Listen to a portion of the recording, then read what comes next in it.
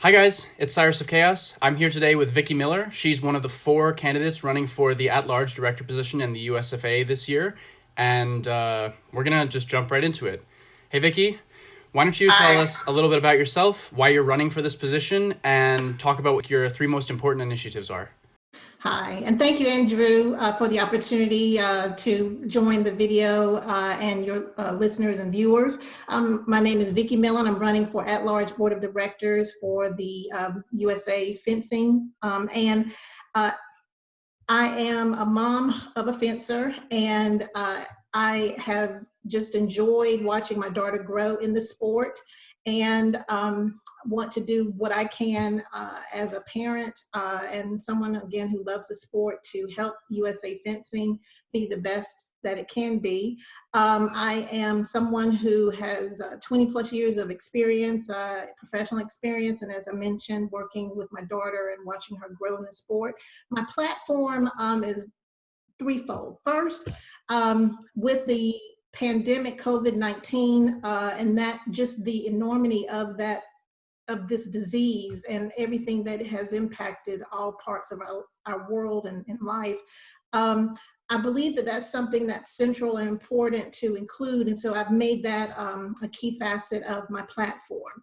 And with that, I do believe that there are things that I want to be able to do if elected as a member of the board of directors to help the organization maintain its structure so that it is helpful to clubs and to members, and just make sure the health of the organization is maintained and continues to grow.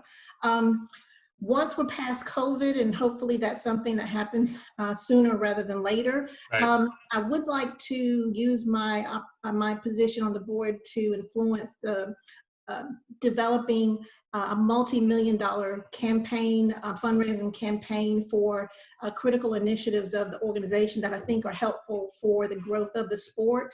And with that, some of the initiatives that I'm interested in that could benefit from this type of fundraising effort are athlete development, as well as referee development, and also enhanced membership services for a whole host, for both competitive and recreational fencers.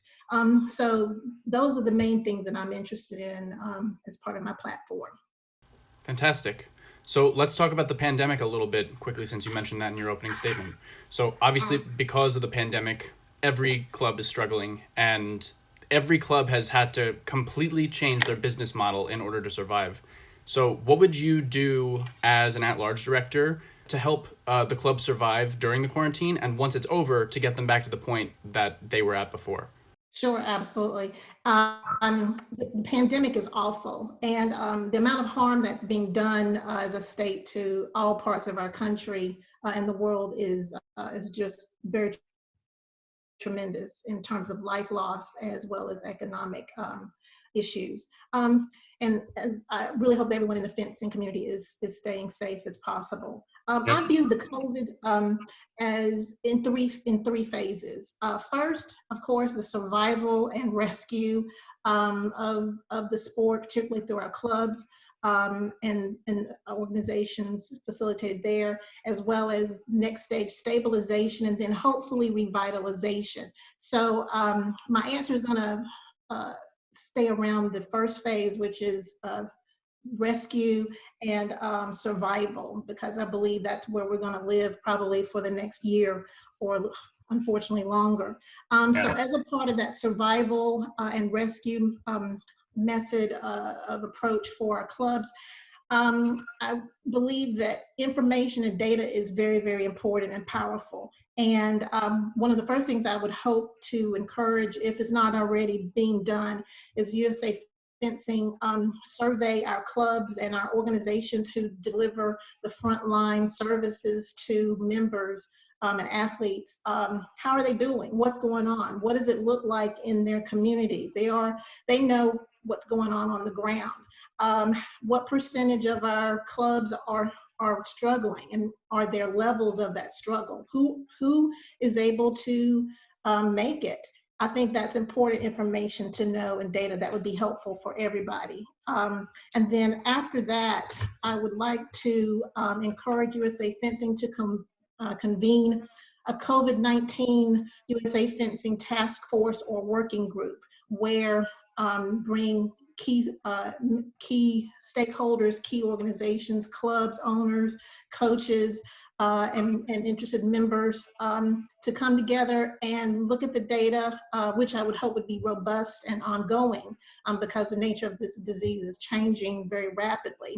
Right. And so come together and see what is the need of the moment, what can happen right now to help our clubs stay strong.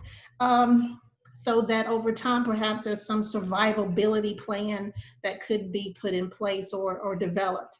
After that, I'd like for USA Fencing or to help facilitate that. Are there partnerships that USA Fencing could further facilitate with advocating on behalf of clubs to the federal government? We understand that there are issues with PPP that maybe some of our members and clubs are not able to access. Is there a role that USA Fencing can play to advocate better for that on behalf of USA Fencing? Can USA Fencing partner with other sports to bring together mass and talk about the economy, the economics of what our clubs and the sport does for the nation and for the economic well-being of the country. And then after that, third, when we feel hopefully during this rescue and survival stage that it's safe for everyone to come back out to the club and participate, that would be a signal to me that that phase is over, that we continue, USA Fencing continues to provide assistance and feedback and resources, whatever is needed based on the information and data that's available. And hopefully the Olympics can happen in 2021. Yeah. Are there ways that we can help be poised, our clubs be poised to get the benefit from that once that occurs? So that's kind of the three-pronged approach I'd like to take. Fantastic. So in a normal time, assuming everything is completely recovered and the COVID is not something that we're worried about at all anymore, what do you think the USFA's roles and priorities are with respect to its various missions, which are to grow the sport, to promote the sport, and to produce excellent athletes on the world level? And what is your plan for doing those things in what will probably be a pretty tight economic economy once the pandemic is over? Yeah, absolutely. After the pandemic is over, it's going to change the landscape on a whole lot of things. And I believe that we can continue to grow USA Fencing by just continuing to have timely and needed and robust systems and infrastructure and expertise in place. And for example, are there ways in growing the sport during this time or past COVID or post-COVID? Are there areas that we can enhance through our schools and high schools and recreational type organizations that can, is there room to grow there? I believe that there could be some opportunity there. Also on the competitive side, are there opportunities to enhance and grow more programs through colleges and universities? Probably people have looked at this and seen there's a way to bring in other universities and colleges into USA Fencing on the team level and maybe at the club level. And I'm interested in if there are opportunities to expand to historically Black colleges and universities. I know that that might be a little bit challenging given the economic era that we're in, but I think it's important to explore if there are ways that we can, if USA Fencing can play a role there. So just looking at ways that what are the current offerings that we have, what are ways that we can expand through our membership, for example. That's an area I would like to play a role in. when we have tournaments, when we're able to do that, to attract additional people or to have additional opportunities for people to engage with the sport who may not be totally interested in the competitive side. Are there ways that we can join, maybe have like a college, invite colleges to come in and have information for people who are applying for colleges or wanting to go to graduate school, and how fencing can play a role there? Are there skills and expertise among the membership who may be interested in sharing that information that would be beneficial to all of our members? And locally, is there a way to network that USA Fencing can facilitate, maybe some local meet and greets outside of the venues of tournaments, and just get to know each other and to fellowship and to bring people in to the sport that way? So I believe there are some ways to explore opportunities, and I want to be a part of helping to provide some of that. Yeah, fantastic. And I know that growing the sport at the grassroots level is obviously very important, because if we're not getting people coming in from new areas of the country, or people who are interested from maybe something they did in high school, then we're not going to grow our sport to the level of, say, tennis or something, which I think is, we're agreed, like that's the direction that we all want the sport to go in. So absolutely. So as that growth continues, what would be your plan to managing the NAC sizes, which are already getting pretty large? Absolutely. Well, as I said, with my daughter, my daughter fences, and we've had the experience, and I've seen just the enormity of those tournaments, which is good. That shows that there is a lot of interest in that, and growth is great, and managing that is also important, so that you don't lose people who feel frustrated for whatever reason.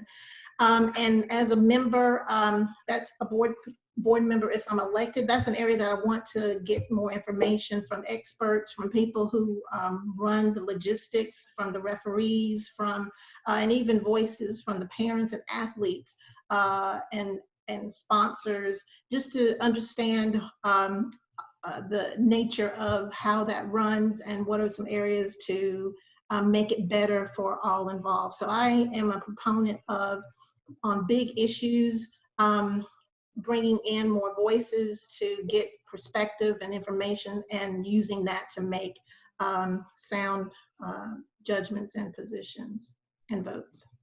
Makes sense. So another issue that you talked about in your platform was the lack of transparency in the USFA.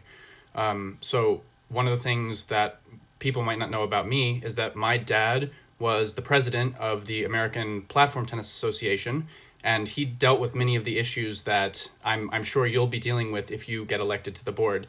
And his solution to the issue of transparency, especially where it was concerned fiscally, was to print their entire budget in their magazine. Would you consider doing something like that, making the USFA's budget public? Yeah, absolutely. I am, and it would be in agreement with that. And I believe that transparency is important, because that's important to not only inspiring trust that people's hard-earned dollars that they share either through fees for tournaments, or however the funding revenue is raised, that they have confidence that that is being done in their best interest and for the benefit of the sport overall.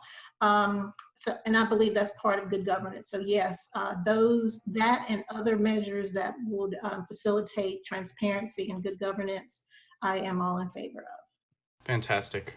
So you talked a little bit about athlete and referee development, and you already mentioned what you would do on the athlete side. So talk a little more about how you would develop existing referees and bring new referees into the sport and train them. Thank you for that question. Referees, they're yeoman people. They offer a yeoman service, and they are representatives in the heat of the battle at tournaments. And for them to the work that they do, in my view, require the support and financially and otherwise to do their job, so they can do their job to the best that they can. And the intersection that they have with our athletes, they are a part of the athlete's development as well. And I believe that they should have the resources they need to do that. So what I would like to do is, in working with the other committees, referee committee, and groups that are involved with referee, pulling together and talking about ways that the training for all athletes and referees would be best carried out. And I believe that there's been some body of work that's been done, and to see how that can be pulled together. And if it's a resource issue in terms of money, where is the money best utilized? Is it in terms of the per diem that they get, or is it travel? Where are the potential areas for growth and for opportunity to improve? I am not an expert in that area, and so I would want to rely, as I stated in answer to another question, pull in the experts, pull in the people who know what this field is. And as a member of the board, if I am elected, I want to facilitate conversations and facilitate any way that I can to influence the board wherever possible, so that where referee development needs to be improved, it can be. Great. And it's a sign of wisdom, not knowing what you don't know and when to bring in another opinion. So it's great that you're willing to work with people who may know more about this issue than you do currently. But yeah, so one of the barriers for me when I was developing was that there isn't a fixed program in place for developing referees consistently. So I would have to work on my own or ask a lot of questions to people about how to improve as a referee. Would there be some sort of system that you'd want to put in place to consistently train the referees across the country, and how would you do something like that? Absolutely. Because they're obviously at different levels. You have tournaments at the local level, at the regional, at the national, and then of course the cream of the crop is at the international level. Mm-hmm. And bringing in people who are fencers who may not want to continue on the competitive side, but still want to be engaged in the sport, or fencers who are competitive and who want to do both, where are those opportunities to meet them where they are. And any kind of training and learning and development, you need to have support systems in place to graduate from one level to the next. So where in our experience or in the current cadre of referees, who are the people who can be the mentors, who can provide programming or consistent training and development for referees as they develop through the process? And what does that system and what does that current infrastructure look like, and how can we improve and enhance it? And again, of course, we want to rely on the expertise of people like you and others who are interested in this space to help inform how to make that better. And it needs to be robust. Just because something was done in a couple years ago, is the technology at a certain level where it could enhance how that's being done? And are there what's the innovation that's going on in the field, and how is USA fencing poised to take advantage of that, and any other topic related to that? So I think there's a lot to explore here, and I want to be an advocate for helping to make that happen with partners far and wide in this space.